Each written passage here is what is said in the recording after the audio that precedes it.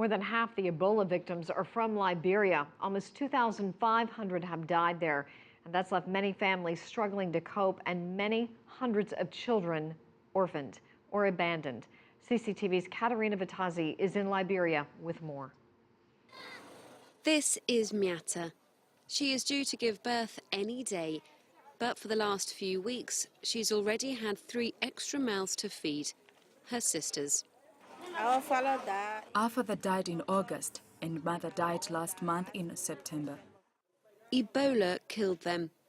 There's no other family around, so Miata tries the best she can, but it's tough. I need many help. I need money. I need money for them to go to school, for their clothes, because all their clothes they left in the house were burnt. So I need lots of help. I have no food, nothing. Miata's town has been ravaged by Ebola. It was under quarantine for 2 weeks.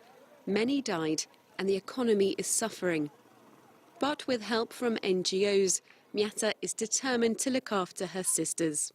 Miata and her sisters are just 4 of the 50 orphans that have been identified in this county. They've either lost both parents, one, or have been abandoned since the beginning of this Ebola crisis. In the short term, they need food and clothing, but in the long term, they're going to need sustained support.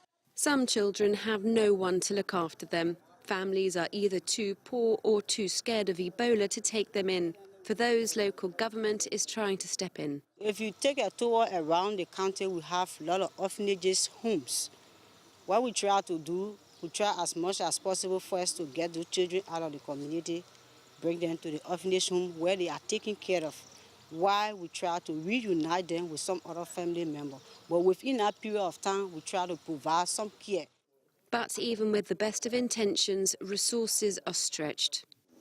For now, we really need support from other well-meaning philanthropists, from other organizations that will come in to help. Looking at the level at which this virus or this disease is taking its strength. UNICEF estimates 3,700 West African children have lost either one or both parents to Ebola so far, and says that number will soar before the outbreak is contained. Miata and her sisters may have escaped Ebola, but its legacy to them is a very uncertain future. Katerina Vittozzi, CCTV, Liberia.